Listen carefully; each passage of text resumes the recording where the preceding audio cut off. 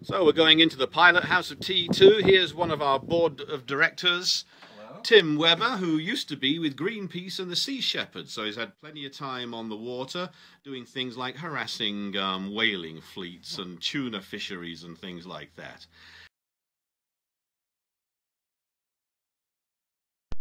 Hello, here we are in the pilot house of T2, which is the only place that is reasonably livable right now. As you can see, we've now got carpet down and we've got paint on the walls. It's not finished, but it's good enough to do the job of getting the rest of the ship organized. And as we come inside, you can see our computer station here. This is the nerve center of the operation. The website is being built by Dan Peachy,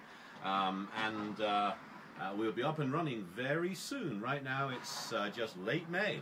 At the moment we have a galley in here, and moving forward to the actual wheelhouse. So here we're in progress. We'll be installing the instruments, and of course there'll be a wheel and steering hydraulics in here. Here we are. This is where we'll be steering to the station of operations and on the missions. And if we look out the pilot house starboard window here, just over here, you'll be able to see out to the bows of the operation of T2. You can see we have the railings that are just being built out of 1¼ inch mild steel tube. That should look okay when it's all sandblasted and polished, and the whole deck. And we still, of course, the last thing to go in is the mast and the sails. So there we are. That's the state of operations here at International Rescue.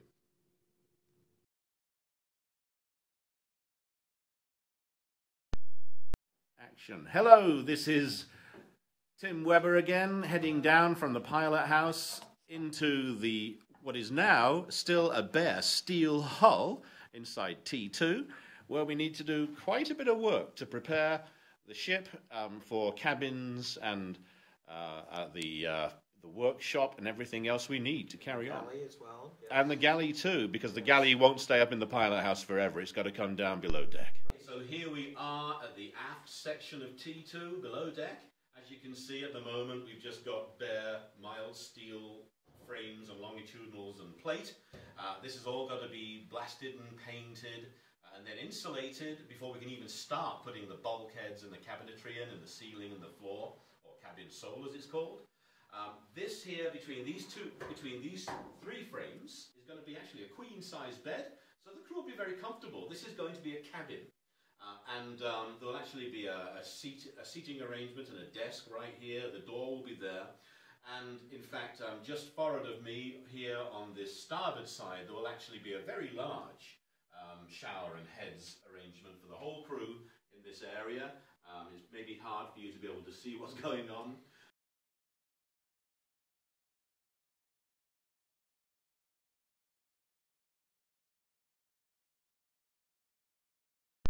We're in the midships cabin of T2, and as you can see, it's set up as temporary accommodation for me or other workers who are working on the boat. This will actually be a navigation center, command center, and a fairly large cabin in the ship. And here we have basically it's a collision bulkhead made of steel, pretty heavy stuff. And inside the collision bulkhead is going to be like a submarine type of collision door. And this will actually separate the ship, and inside here is the workshop area, which I'm going to show you. So I'll just go through. Follow me.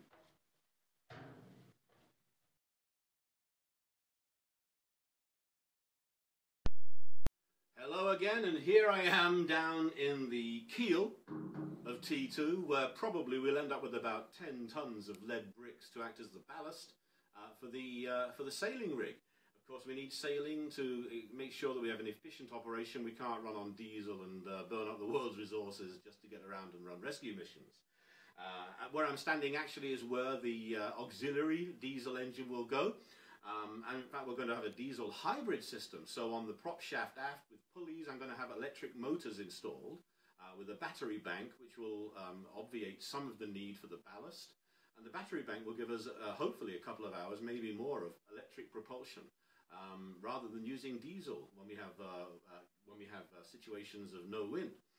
And looking forward in the ship, you can see this is the cargo hold and workshop right now. This will remain as mainly a cargo hold. We can probably get about 10 tons of foodstuffs and supplies inside here. Way forward, if we find we need it, we may actually build a small cruise quarters, which will have to be accessed through a new hatch on deck. But that's to be done later, because at the moment we have plenty of room for up to 7 people. And plenty more room in the pilot house as well. Built inside, of course, you can see we've got various woodworking stations. We've actually had a generator and welder machine, the red one over there. So we're well prepared to do various steel work and welding, get the engine installed, get the prop shaft and the rudder built and installed, and get this boat on the water and saving lives. So that's a tour of below deck of T2. Cheers.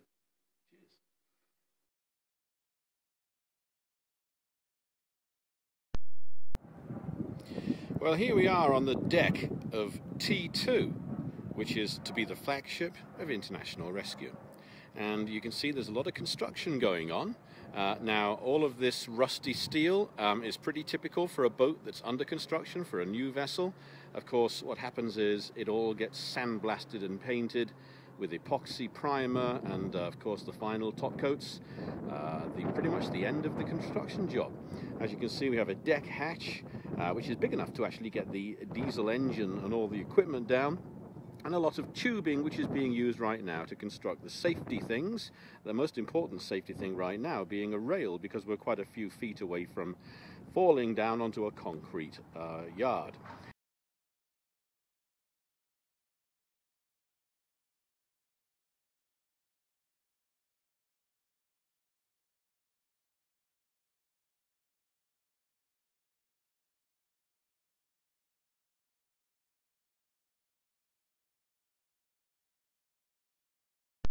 On the flying bridge of T2, there's Tim Webber and Dale Beckles, and one of these days I'll get them in here with some saws and hacksaws and hammers, and we'll get them doing some work on the boat. But here is where the steering station will go for the flying bridge, and as you can see, there are the bows, and this should be the position we'll be standing when we're coming into a rescue anchorage.